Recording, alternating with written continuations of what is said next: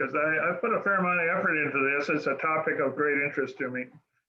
Anyway, what I'm going to present, and I'll show that in a minute, a book by Peter Gordon, and then experiences I've had in this part of the world.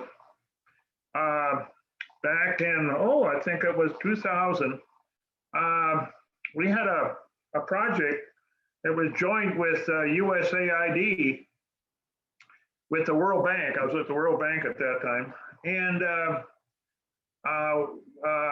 I think it was somebody at USAID set it up, but they asked us to be involved. And the whole purpose of it was to get Israel and Jordan and the Palestinians to work together. And the way we were going to do that is that area, especially where Moses supposedly turned the corner and found a land of milk and honey. And so they actually took us there. But anyway, that whole area, they were going to try to get them to work together. And as a group, the three entities. And the people that both, we had Palestinian representatives and people from Jordan and people from Israel, the people that were the technicians and so forth. They were really gung-ho for this. And then, but then when we got, the politicians had to make a decision. Both the Palestinians and Jordan said yes. The Israeli politicians said no. So we had worked on it about 6 months, so we were very disappointed. And so that's one experience I've had in that area. And then also, of course, I spent about 6 months back in 2009 and 2010 in total in Afghanistan, which was actually the New Mexico State University got a contract with USAID to help them revive their economy, and we worked on the rural development side. And so those are the two experiences I had. And so that's part of mine. But then the other is this book I'm showing here, Losing the Long Game by Philip Gordon, The False Promise of Regime Change in the Middle East. And he really did a nice job on this book. Well written and goes into a lot of detail. He was Assistant Secretary of State during the Obama administration in that Middle East area. And he's working with the Biden administration, and he's a direct assistant for Kamala Harris, the vice president.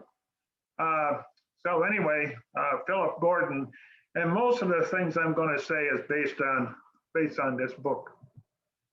Now here's what I'm talking about. The Middle East, and except for Israel, what's common among all these countries? Two things that are common. Anyone want to guess? Largely Muslim and Arab. Well, Muslim, yes, exactly. You got that right. And the other is, except for Afghanistan, most of them have oil. And, and in fact, that's one reason why Western Europe and others got involved in this area in the first place.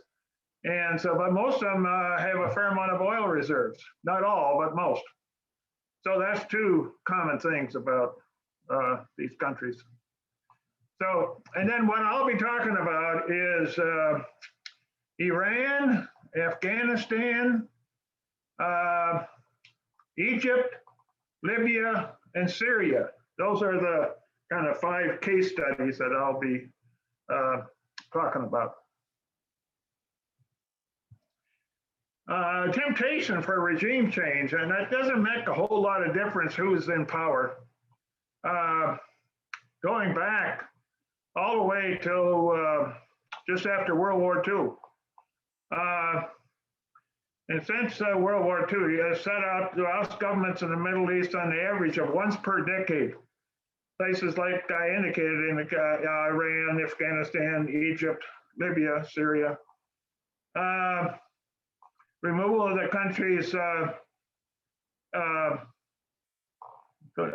country's leaders and transportation of the political system. That's what regime change is. So you're trying to kick out the leaders and transform the political system. That's what regime change is. And they've been varied on the U.S. side, countering communism, competition with political rivals, preventing WMDs, combating terrorism, saving lives, promoting democracy. Those are all the kind of rationale that we used to go in and do something for regime change. What is common to all these countries, they fail to achieve their ultimate goals. A lot of unintended consequences, extreme financial and human costs on our part, and in most cases, left the target country and the U.S. worse off than before. That's the results. That's just the fact. And I'll show that when I go through here. Now, the original sin of this is really, and I didn't realize this, was Iran in 1953. They were basically a parliamentary system, had been since the 30s, and a fairly strong popular support. And this picture I have here, Mohammad Mossadegh, he was prime minister of Iran. He was a nationalist, and he dictated the corrupt monarchy and the British, who controlled the oil industry in his country. He wanted to nationalize the oil industry, and of course, Britain didn't want him to. But he was also Time Magazine Man of the Year in '51, and in fact, Truman had him in the White House.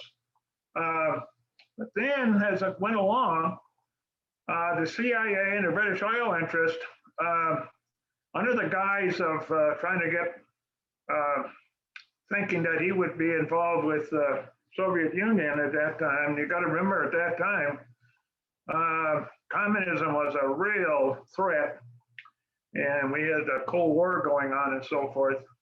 And so they basically drove this guy out of power, primarily because Britain didn't want, and they liked the arrangement they had so far as oil interests, and didn't pay a market price for it. And so they just kicked Mohammad Mossadegh out of the office. And guess who they got in the place? The Shah. And they put him in power thinking that he would be more favorable to, especially the British, more favorable to their needs to, so far as what they were gonna, because they had the oil interests in that country at that time. And so that's what we got. Democracy in Iran disappeared when the Shah came in. He crushed all dissent. And the former prime minister, he jailed, and he died until he died at 67. And then in the 50s, the Shah, with extensive help from CIA, not lost on future generations of Iranians. He had an intelligence service called Savak that was brutal towards the citizens of Iran. And he named himself King of Kings, spent billions on his palaces. And with no other outlets for dissent, it became very resentment of the Shah, the Islamic nation movement. And eventually led to the 78, 79 revolution. And I think many of us remember that. That's when the Iranian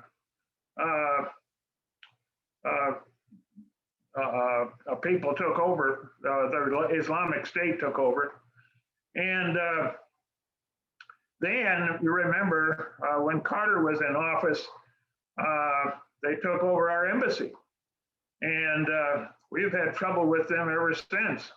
And so, but they all went back to our CIA and the British kicking a democratic government out of existence, putting the Shah in, and eventually we got the Islamic State.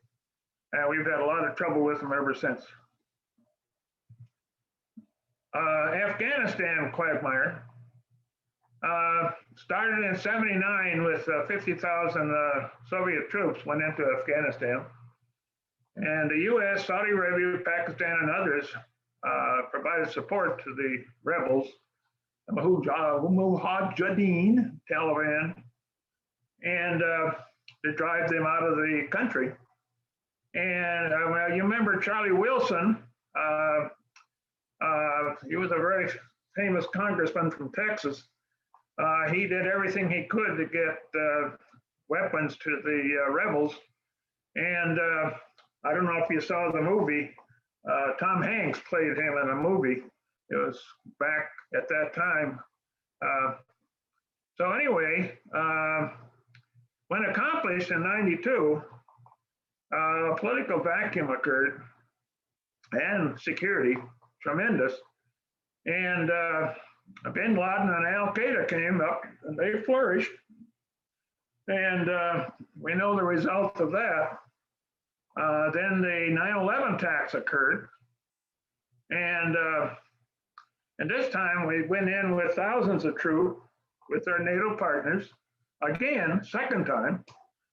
And then, after a quick victory, again, we left the country without a stable government. Bush administration said Al Qaeda had been taken care of and Taliban was on the run. Well, what really happened was, and that was even the case when I was there, whenever the rebels got into trouble, they went back into Pakistan and they didn't worry about them. Was moved into but then when we left, they came back out and other contractors went to Afghanistan. That's when the New Mexico State University got a contract with USAID, Roger Beck. Roger, are you on the program by any chance? I don't know.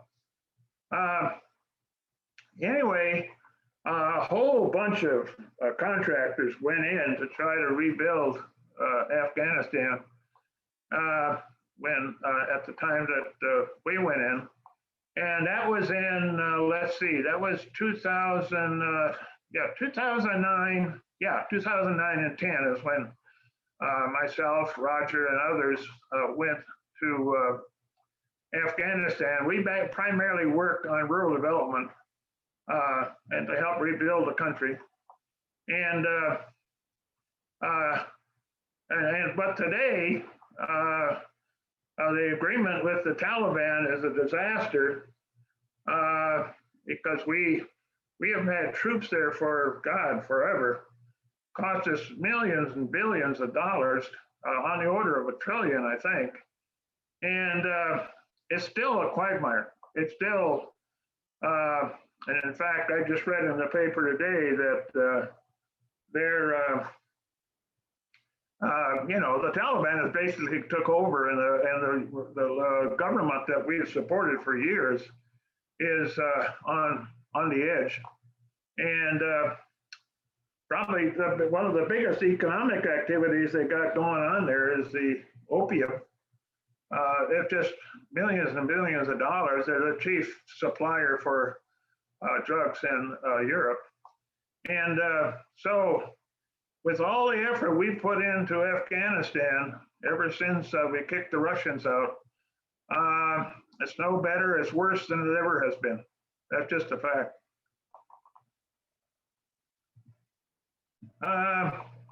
There's just a few statistics from there. The 1980s, Soviet invasion, the Civil War, Taliban control, American and NATO went in. Population is about 30 million, double since we went in. They have a high fertility rate, 5.5 children per woman. GDP is very low. Most of it is in agriculture, and I suspect it still is today. These are statistics come back and from 2010, I think. But anyway, the country hasn't improved much, despite all the efforts that we put into it. And I just have a few pictures from when I was there. This is harvesting wheat. As you can see, they were doing it by hand.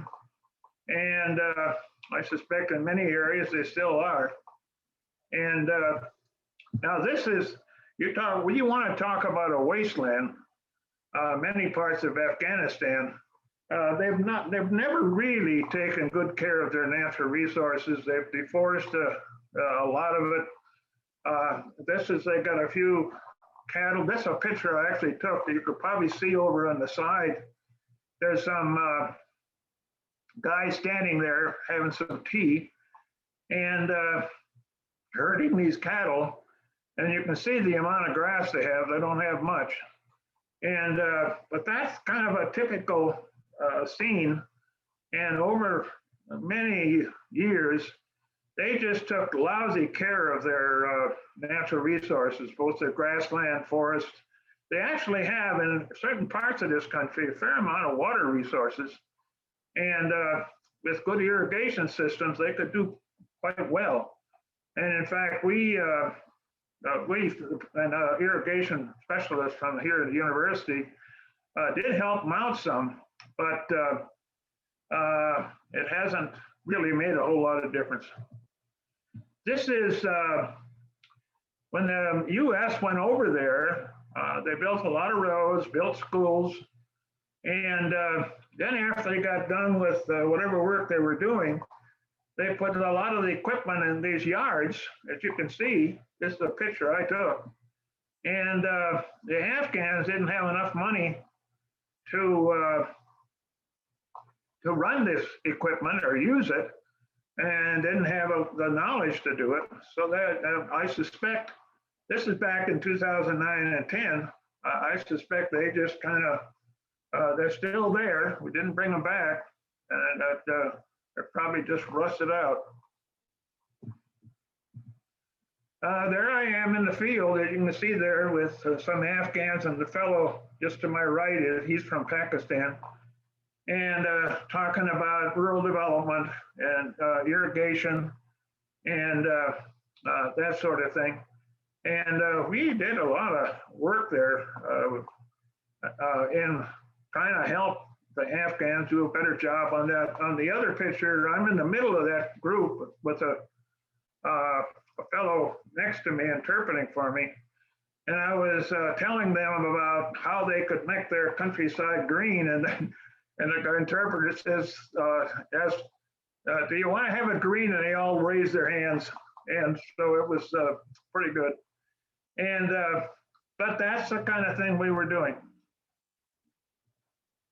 This is an Afghan taxi. You can see in back the one on the right, 3-4 people in there. It was very typical when I was there. And this is an Afghan wedding that I went to.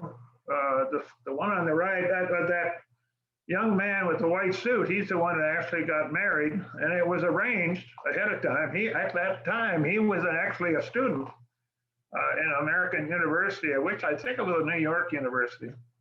And you can see the dancers there on the left. The women and the men don't dance together. On the other side of that curtain is where the women are, and the men just dance with other men. That's just their. And I guarantee they didn't have any liquor at the wedding, and it was but pretty lively. Where there was music going on there.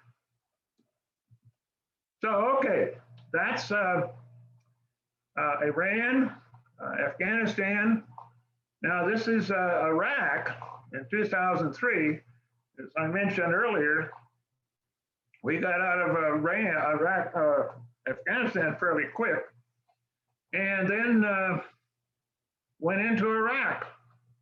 And Cheney and his supporters, Wolfowitz, Newt Gingrich, said Saddam Hussein had to go. He had to go because he had WMDs, which of course was false. Claimed Iraq was ready for democracy and would welcome us with open arms, and it would be easy, also false. All they did was open up warfare between the Shia and the Sunnis and create a vacuum for the ISIS caliphate to develop. A few sane scholars argue that if we invaded, we would have to occupy the country and for a long time to create a viable state. And today, Iraq is still a mess.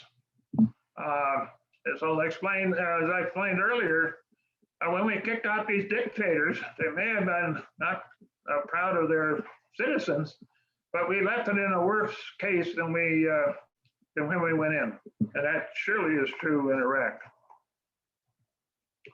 You remember this, mission accomplished. This is 2003, shortly after we were victorious.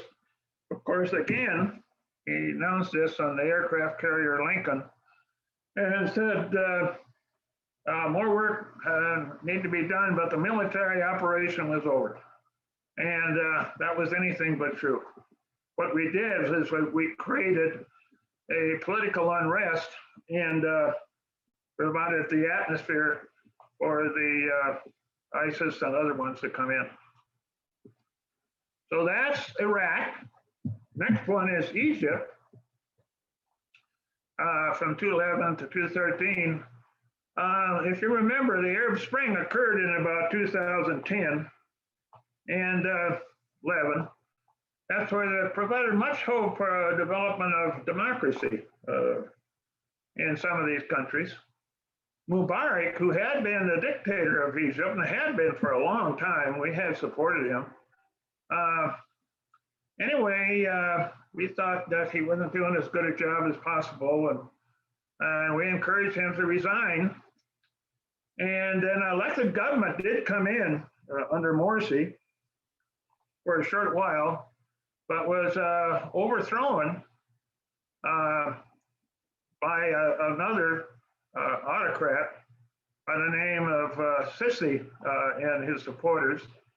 And the reason was that the Muslim Brotherhood was taking over, and the military didn't like that idea. And so he took over in 2013 with the blessing of the military, and he's been there ever since. Much worse than Mubarak was to begin with. So in Egypt too, we have a very autocratic government that's really pushing down on the citizens of Egypt. And quite frankly, it's worse off than it was to begin with.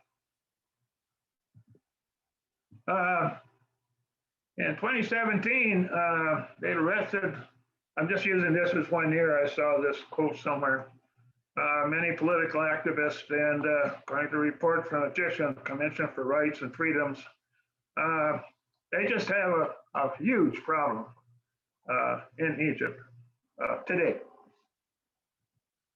Now, the fifth one is the overthrow of Gaddafi, and that was 2011.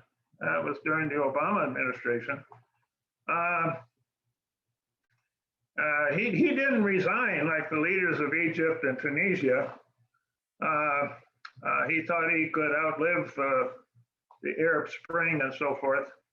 But the move backfired. More protesters came into the street, leading that thousands of civilians could be killed. And the Obama went through a lot of discussion, agonizing discussion of what they should do. Some may remember it. He said that if he used chemicals again, that would be something that he wouldn't allow. And but then they didn't follow through on it. There was a strong push from like John McCain, Newt Gingrich, and others, but we should intervene. Also, Trump, that was before, during the Obama administrations, also agreed. Later, he denied that he did, but he did. And so there was a lot of pressure. to do something. And then I think it's the next slide. Yeah. And then Europeans, especially France and others, said he'd have a no-fly zone. The Secretary Robert Gates thought that that really wasn't a threat to us anywhere. It was a threat to his own people, but not to us. They have finally, U.S. finally imposed a no-fly zone and went in with bombing and strategic military bases. And so he was Gaddafi, they found on October 11, 2011, in a steel culvert, and the rebels just killed him. And so that's what happened to Gaddafi. Okay, that's, in Libya, right. And then 8 years after the start of this military intervention, Gaddafi promoted stability. Libya is still whacked by civil war, and U.S. to evacuate its troops. So I mean, it's just not a very good place. So again, it didn't turn out very well. Now the last one is Assyria. Syria. Most of us have read the newspapers about that. Again, Assad faced a significant challenge, again, as a result of Arab Spring. And anti-government forces broke out, and they were being besieged and staged effective attacks against the regime. And attempts at international mediation didn't work to kind of get it settled without war. Sides developed with Turkey, Saudi Arabia supporting the rebels, Iran and Hezbollah supporting Assad. And then also Russia came in on Assad's side. And Assad was accused of using chemical weapons against his people. And international condemnation occurred. But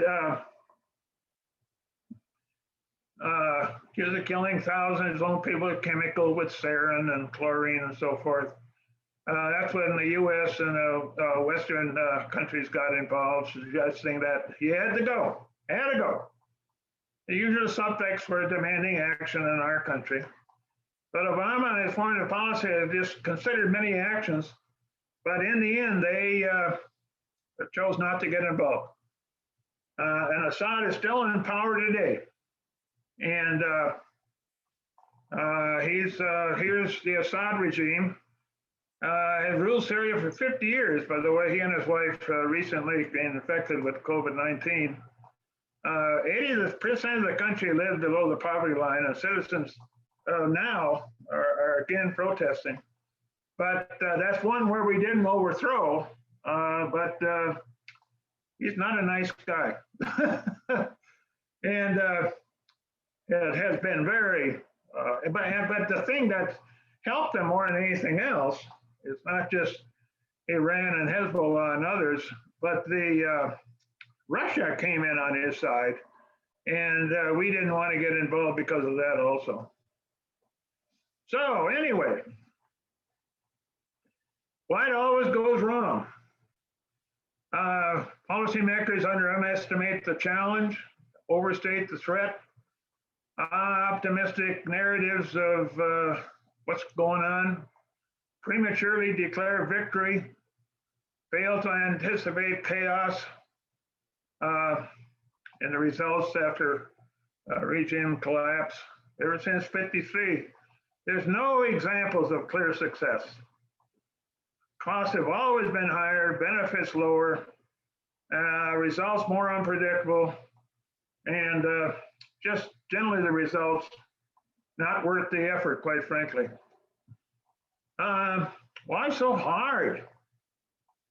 Removing a regime is the easy part. When an existing regime is destroyed, a security and political vacuum is created. And then the security vacuum can be even worse than the repressive regimes. That's been true of all these countries. And locals don't necessarily welcome liberators. That's why I said to begin with, you got to remember these are generally Muslim countries with a different religion and a different view of the world. In many of these countries, the economics decide on a religious basis rather than on a economic basis. And so consequently, many of the citizens don't have a lot of economic activity that is beneficial to them. But a lot of this evolutionary roots, whether it's a family, tribe, city, people have been doing this for centuries. And if a liberator comes in, they're not generally welcome with open arms. It's just that simple. Clans have their own interest, maybe worth the effort, but so far they generally don't pursue our goals. They have their own goals, and rarely does it work in our favor. And then regional spoilers in all these countries, nearby countries like Saudi Arabia, India, Pakistan, Jordan, Qatar, any of them nearby, and Israel too. They all have their own motives, and they're not necessarily in line with ours. Unintended consequences are inevitable. The Mujahideen, the Taliban, Russia, and so forth. They're just not known. Quite frankly, Americans don't know enough about the Middle East. They don't know local languages and customs. We didn't have an embassy in Libya for 20 years. We thought we should be greeted as liberators, but we weren't. Our staying power is limited, as I indicated. It's easy for us to go in and take over a regime, but we don't stay to rebuild the political system and the economy. And in the Middle East, democracy is elusive, especially. And then even with lots of money and troops, it's generally not enough. So that's about the end of my comments. So how do I get rid of this stop share? Okay, there we are. So please, somebody comment or ask questions. Paul? Yeah. Yeah, I'm curious about the Shah of Iran. How could we have misjudged that, like we seem to misjudge everything else so much? Well, and that's a good question. But I really, and having read about this, and I not only read it in the book I showed you, but really the bottom line was that Britain had a very good deal in Iran so far as access to the oil reserves. And they just wanted to keep it, and the Shah promised them that they could. And in all honesty, that didn't occur. But he, as you could see, what he did, he just became terrible against his own people, which created the atmosphere for the Islamic State. Just atrocious. So are you basically saying we followed Britain in this one? Yes, we did. The CIA was very much involved in helping Britain get the prime minister kicked out of office. Very much so. Yeah. And also another part of it was and he was not a communist by any stretch of the imagination, but they kind of used that as a way to justify what they did. It was really has their hand up. Yeah. Go ahead, Annette. Well, didn't the United States pretty much follow Great Britain everywhere in the Near East? Yeah, they did to begin with. All those World War II. countries, Yeah. all those countries were formerly Yeah. in the Commonwealth, right? Yeah, many of them were. Most of them were. Yeah, Yeah. because Great Britain had oil interests there before Exactly. the United States had oil interests there, right? Yeah, well, ours is primarily, we hadn't developed it very much, but of course Saudi Arabia was one of our main, but not the most of the rest of them were ex-colonies of Britain. Right. So Yeah. John, you had a question? Well, I have a comment. Lisa has had her hand up for quite some time, Paul. Oh, I'm sorry. I'm sorry. Okay, I'll wait. Okay, Yeah, go ahead, Elisa. okay. Well, as I was listening to your presentation, thank you very much, Paul. That was good, but you know, I was remembering President Eisenhower, and what did he say? That what we needed to be was careful of the military industrial complex. Yeah. And if we That was follow at the end of money, his presidency. and if we follow the money in terms of what you were putting out, somebody made a lot of money. Oh, yes. Oh, absolutely. I mean, the people that built all these weapons and planes and ships and you name it, they made a lot of money, no question. Yeah. John, Well, I was a member of the military industrial complex for 25 years. And there's a recognition, I think, that we didn't fail in what we really wanted to do with the Middle East. What we wanted to do is to use the Middle East and trade oil for weapons. The United States economy is basically, it's a socialist economy. Of course, nobody will tell you that because they don't want you to, they want to use socialism as a bad word. And it's sort of amazing that the largest socialist institution in this country is the military.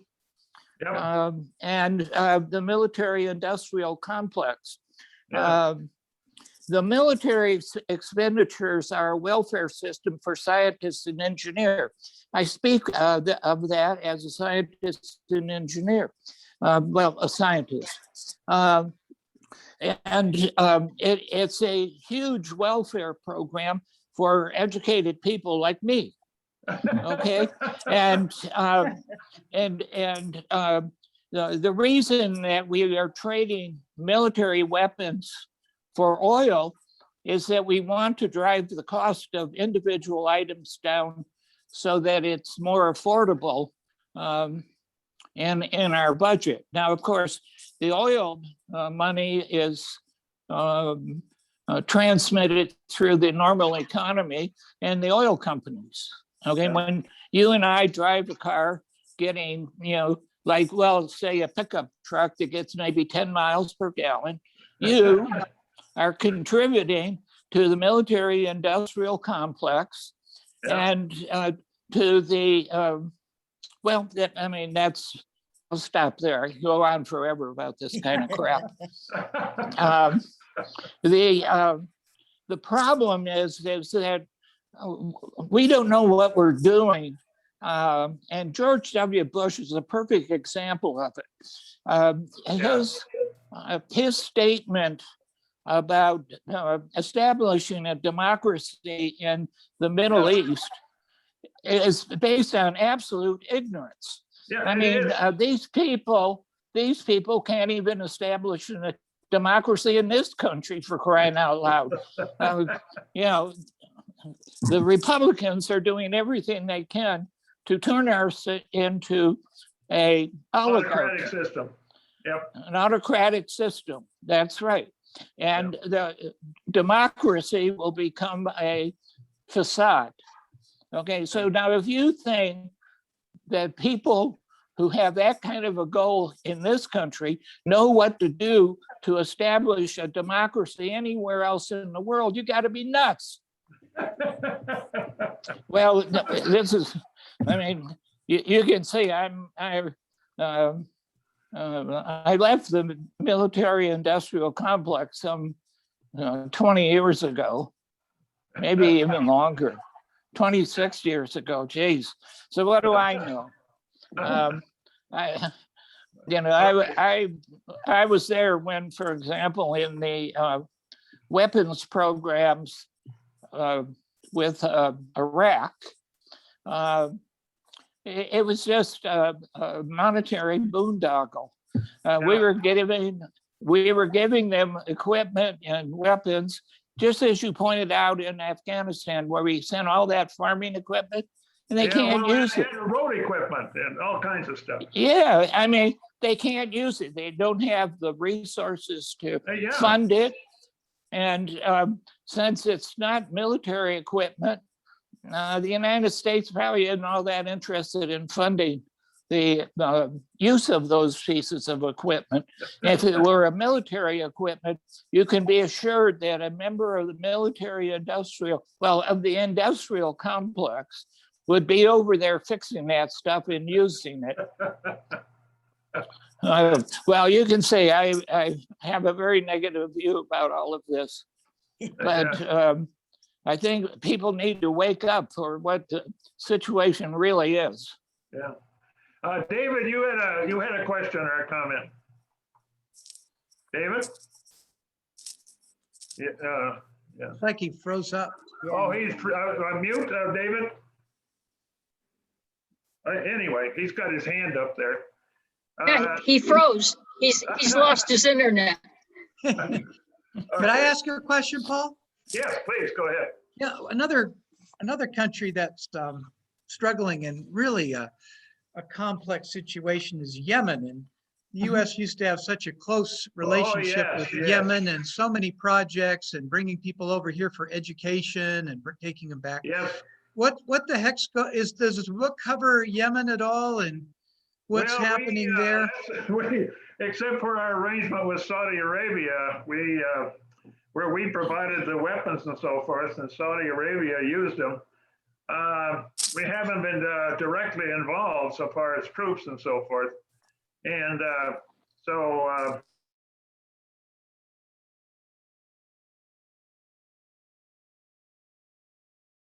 yeah. Go ahead, Jack. Jack, go ahead. Yes. Two comments relative to Afghanistan. You didn't know exactly how long we've been there. I heard one of the talking heads on TV recently say, this year there will probably be a U.S. young soldier who will go there who had not yet been born when we first entered. And then actually goes so back. That would be 18, 19 years. Yeah, well, we've actually been there ever since we, after 9/11. We've been there 20 years, and then we were before that, we were really there to kick out Soviet troops, and we armed the rebels, and of course then they turned on us and bombed New York. Figured out a way to get it. The other comment I wanted to make is in 1990, the first Gulf War, when President H.W. Bush did not go further to kick Hussein out of Baghdad, he was criticized, but he knew if you got rid of Hussein, there would be a vacuum, and who knows what would happen. Regrettably, his son didn't have that same wisdom. Yeah, absolutely. Well, that brings up another point I'd like to make about the American military. The American Army is incapable of winning a war. Okay, you may ask yourself, how did this happen? Well, the Army turned itself into the Marine Corps and have ignored responsibilities that traditionally had. Like, for example, when we defeated Japan and Germany during the Second World War, we did not just win the battles, okay? And in fact, MacArthur was Emperor of Japan for at least 8 years. Yeah, he was. Okay, maybe a few less, at least 5 years, and then he got off into the Korean War. But the military is more than an operation to defeat a battle or to win a battle. And unfortunately, that's what the military has turned itself into, and can no longer provide the expertise to run things after they destroy the existing government. Okay, to develop a democracy requires many years of effort. With the Marshall Plan. Yes, yes. Well, that was the European aspect of things, and the Marshall Plan is, the Marshall Plan is actually named after an American general, George C. Marshall. Okay, now that was when the American military knew what the hell they were doing in terms of winning wars and fighting it. Okay, so for example, Vietnam was a total disaster because of the same phenomenon. Win battles, lose the war. And the Vietnamese were smart enough to figure out how to hang on and do that. We just every battle we won. Who ran Vietnam after 73 when we packed our bags because we couldn't do anything more? Or maybe we anyway, that's one of my points about the American military. They're misapplied, and if you misapply a tool, it isn't going to work. Ed, you had a comment. Ed, go ahead, Ed. I don't think you're muted. Go ahead, Ed. Got to turn on your system there. Ed? Anyone? Yeah. He's got his hand up.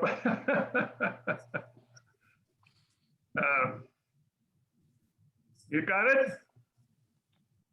He doesn't have it yet. Okay. Anyone else want to comment? Elisa, you want to make some more comments? Oh, yes, go ahead, Annette. I think, if you try to kind of like throw World War II in there again, that one was definitely fought for a totally different reason. Germany had attacked everybody around them, in Europe. I think the wars after that, I would think they were fought to keep cheap resources flowing. You can't go into a country because their rulers cut off your access to cheap oil and then turn around and tell the people that, oh yeah, really, we showed up to give you democracy. That just doesn't fly with those people. I mean, they know, that is bullshit. Because they have seen you do that before in another country, because you have given the money before to the rulers that have oppressed them, and to just give them a new ruler that gets all the money and there is no trickle down to them, and they just get to all of a sudden magically vote, it's not going to make a difference to them, and they friggin' know that. Yeah, that's true. So why the hell should it make a difference to them for the next 70 years? Yeah, that's why you're losing. That's why you're losing was in wars. Afghanistan. I just wanted to see. Can you hear me, Roger? Roger? He must be muted. He is muted. Yeah. Yeah, we were in Afghanistan together. Oh, Anyway. Yeah, and anyone else? Well, Can you hear me now? Yeah. Yes. Okay, I switched headsets. The microphone on the other headset wasn't working. I just want to make a comment that, before we decided Iraq was bad, Iraq invaded or tried to invade Iran after the revolution. And we thought that was wonderful. And when the Iranians fought back, there were all these articles about how important it was that Iraq not fall. And I'm sure some American money went to Iraq. It's just, we have, during the last 4 years, there's been a lot of talk about Trump's transactional approach. We've had a very transactional approach to these countries. And it's a lot about, what we can get, or if we're trying to get a government in, it's a pliant government. A pliant government doesn't make for a good government. The people that are willing to horse trade with you are the people that you're not going to be able to trust. Yeah. Well, and that's the case. Oh, there, Roger, I think. Are you on, Roger? Yes, I am, Paul. Thanks. Please provide some comments. Okay. Well, thanks a lot, Paul, for very insightful presentation. I really appreciate it. We were over there together. Paul and I learned a thing or two, learned a thing about what goes on over there. The only comment I really have, I'd like to make a connection with the Western Hemisphere, if I could. I just saw in the news that in China these days, of course, I've been learning English for a long time. Both Paul and I have had Chinese students, but the Chinese are now also learning Spanish. Okay. Are they really? Yeah. Really? Really? Here I am, an old geezer trying to learn a little Spanish, but the Chinese, they're going to be there. Right. Because they know a thing or two about trade and international relations. Yeah, no, I agree. They have taken a very strong position in South America in general, and in Africa too, primarily for resources, and not in a good way. Not in a good way. Yep. Environmentally, they're just disaster.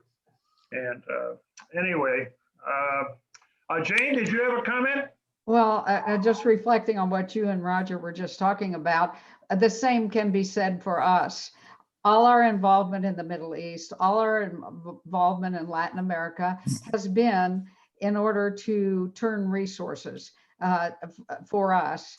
And John Perkins, who wrote the book, The Conscience of Economic Hitman, talks about how the CIA manages working on the rulers, typically autocratic rulers that we support and that we ask them to cooperate. And he even details, and nobody has sued this guy. He's never gone to jail. He details how if they don't cooperate, then assassinations follow. But how this is arranged outside the government. After the fall of Mossadegh, we learned that the people who do this work need to be outside government, and they have resources through corporate, or at least resources are passed through corporate entities.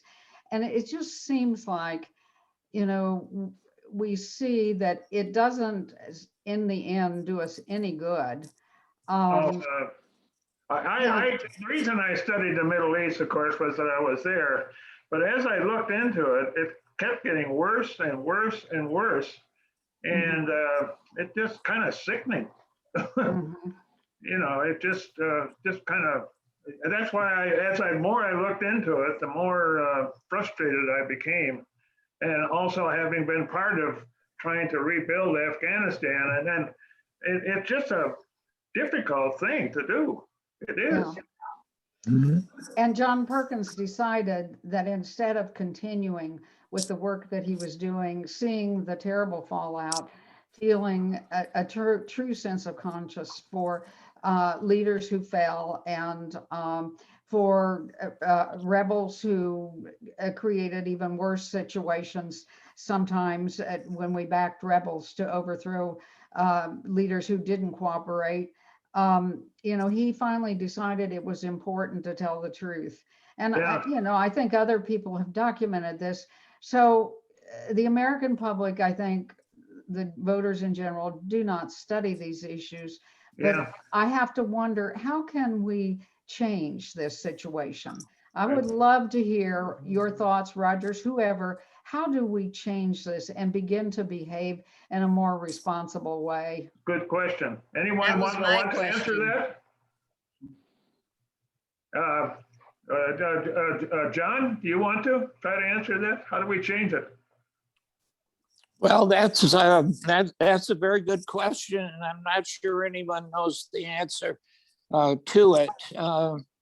My own view is that if we, as Americans, were willing to not exploit other people, that would be a good first step.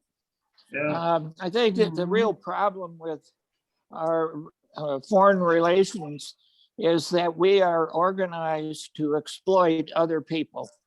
And we use the wealthy in countries like the Middle East or groups of countries. And we don't look to the effects that it's having on the citizens. For example, our actions in Chile. We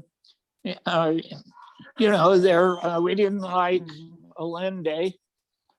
He was doing things that annoyed us. And so we got the military in Chile to kill him and to run the country for 15 years and not really care about the fact that he survived by terrorizing his citizenry. We did that with the Shah. The Shah was basically exploiting his people for his own benefit. He wasn't looking after them. And if we were to change our orientation so that we became concerned with the effect on the society, I think we could do good things. We got the wealth. Why not spend it wisely? Well, that's true. That's true. Well, I can see Sarah sneaking up there on the. She's saying that I've had a long weekend. So No, it's fine. We'll be all done here in just a minute. Go ahead, Nat. Go ahead. But if everybody here has internalized capitalism to a point where you even accept that exploitation in your own country, where you don't object that, the trillionaires get richer in a pandemic, and you are exploiting your next door neighbor that has lost their job, and you're trying to buy the cheapest product possible, rather than buying your produce at the farmer's market. What chance do we have to give a third world country a chance? We gotta start in Las Cruces if we want to change the world. Well, anyway, this has been an enlightening discussion, and I learned a lot by doing research on this. And I quite frankly, I think we would have been better if we left Saddam Hussein in office. Probably. Sarah, can you tell me, where do you find the icon the electronic icon to raise your hand?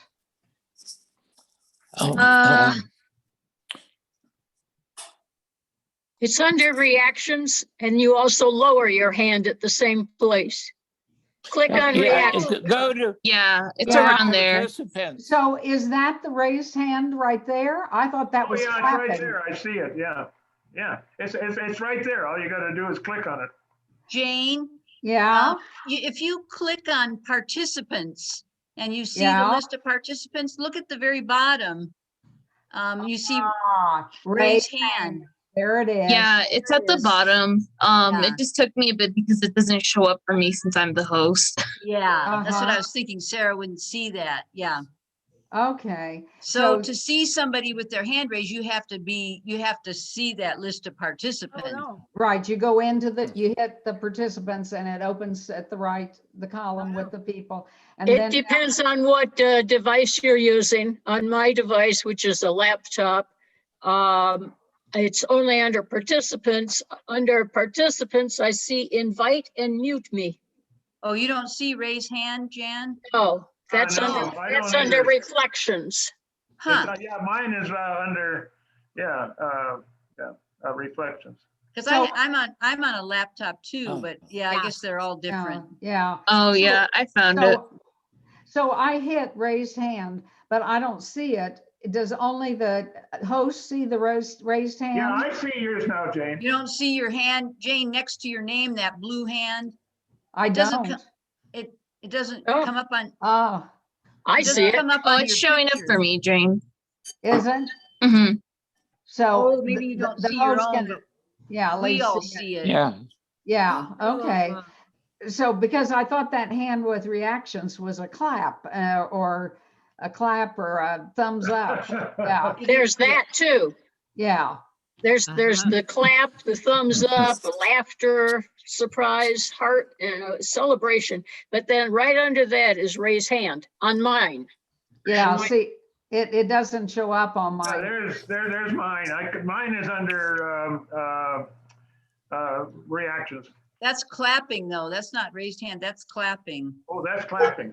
That's Uh-huh. clapping. Yeah. Yeah, it Yeah. isn't on mine there here it is, either, here it is. Jane.